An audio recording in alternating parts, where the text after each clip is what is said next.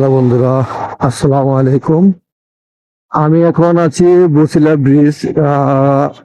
যাবো একটু পাম্পের দিকে, দেখি কোথা থেকে তেল লোড করা যায়।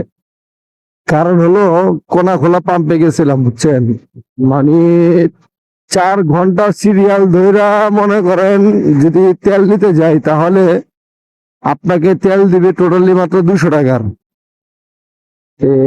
এর চেয়ে ভালো চিন্তা ভাবনা করছি যে একটু ওই পারের দিকে যাই, ওই পার দিকে গিয়ে দেখি যদি সিরিয়াল ধরে যদি মনে করেন যে 500-700 টাকার তেল আনতে পারি তাহলে মনে করেন যে আমার অনায়াসে 1 মাস, হ্যাঁ 1 মাস কভার হয়ে যাবে।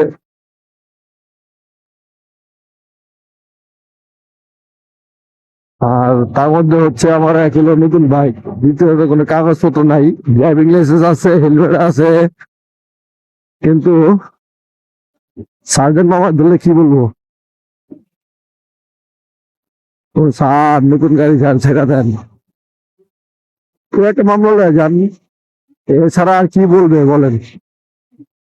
এই বাংলা বাংলাদেশ।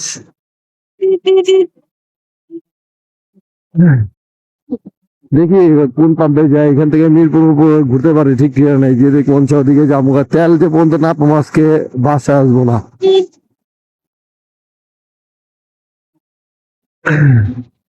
আর টোটালি বাইক কেনার পরের থেকে পর্যন্ত 480 কিলো অলরেডি চালানো হয়েছে, 500 চালানো হয়নি, আজকে 500 ফিল আপ হয়ে যাবে। তারপর তো সার্ভিসিং একটা দিতে হবে সুন্দর মতো করে, একটা সার্ভিসিং দিয়ে মোল্ড অয়েল চেঞ্জ করতে হবে।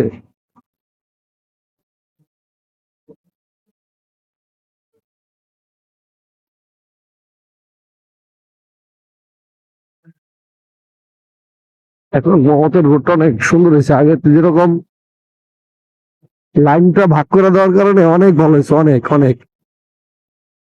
মানুষ মনে করেন হেদিকে হেদিকে মনে করেন যেমনি খুশি এমনি গাড়ি চালায়, আর পুরো রাস্তাটা মনে করেন দেখছেন, পুরো রাস্তাটা নিয়ে নিচ্ছে।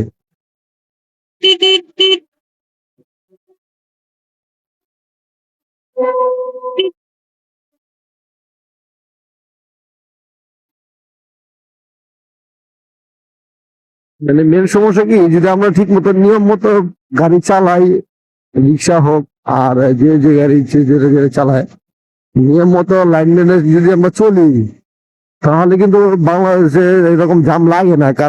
কারণ হলো কেউ ধৈর্য শোধনে আমার নাই আর জনের নাই, এরকম মানে কি আগে যেতে হইব, কার আগে যেতে হইব, আমরা এই চিন্তা করি, এই কারণে এই প্রবলেমটা বেশি হয়।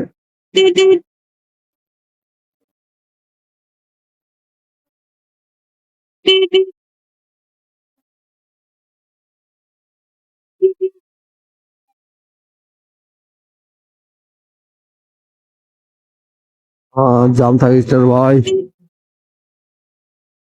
এই যে সিরিয়াল দেখেছি, সিরিয়ালের দুঃখে পারাইছে আজকে।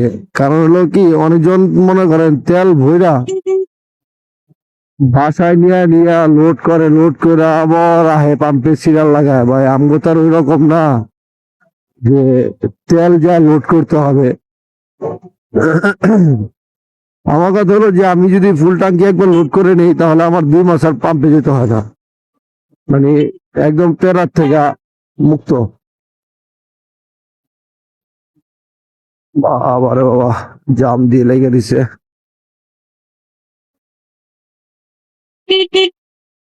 আবার তো এই পর্যন্ত ভিডিও করি, সামনে পরে সবাই ভালো থাকবেন, যাওয়ার সুস্থ পরে থাকবেন। আবার ভিডিওটা চালু আল্লাহ করবো না, হাফেজ। কারণ হতে শুধু শুধু ভিডিওটি ভালো লাগলে অবশ্যই লাইক, কমেন্ট, শেয়ার করে সবার দিকে ছড়িয়ে দিবেন। ধন্যবাদ। আসসালামু আলাইকুম।